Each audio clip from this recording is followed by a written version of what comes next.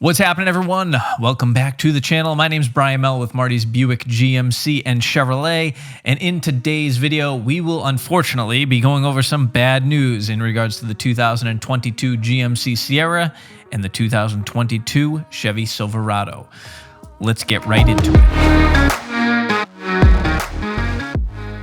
All right, so we're almost at the halfway point of 2021. It's kind of crazy to think about, but we're all excited about two of General Motors' most highly anticipated vehicles. And no, I'm not talking about the Hummer EV or the Hummer EV SUV. I'm, of course, talking about the 2022 GMC Sierra 1500 and the 2022 Chevy Silverado 1500. Now, I recently uploaded a video going over all the changes we can expect to see in these trucks, link right there, and the feedback, honestly, was generally good. Everyone's been waiting for a much-needed update. I agree the trucks needed one, and especially when it came to the interior, I think everyone's requests were being answered, and everything that we had wanted and asked for was coming. I've been excited to see these things start rolling into the dealership, and truth be told, I was under the impression that anytime they'd be showing up at the doors, and customers have too.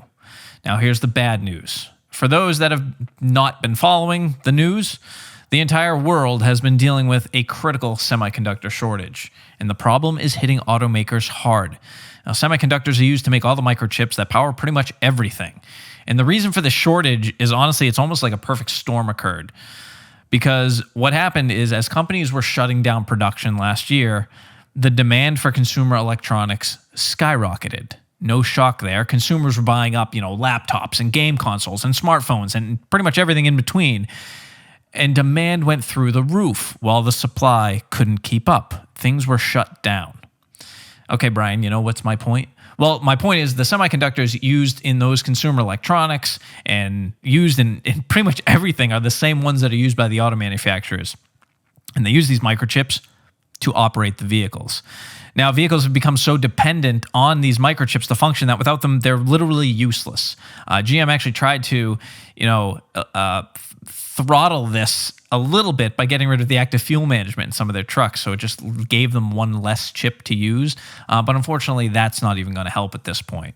Now, from my research, General Motors is currently sitting on a stockpile of tens of thousands. We're talking probably around 40 to 50,000 vehicles just sitting around waiting for these chips to come in so they can set them up and off they can go.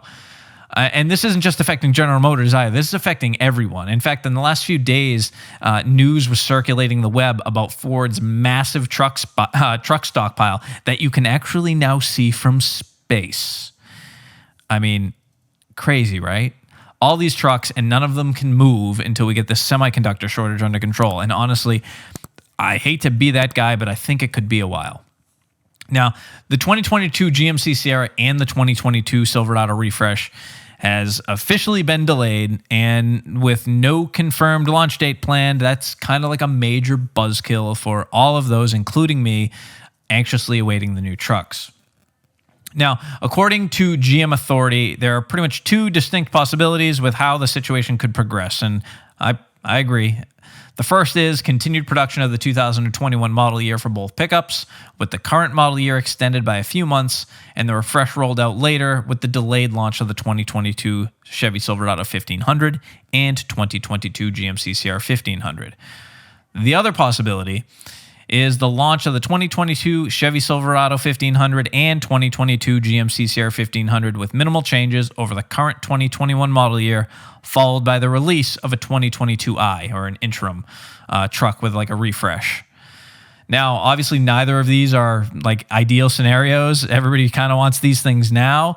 And if you've been shopping in the truck market, you know that. But unfortunately, there's really not much that we can do right now but wait.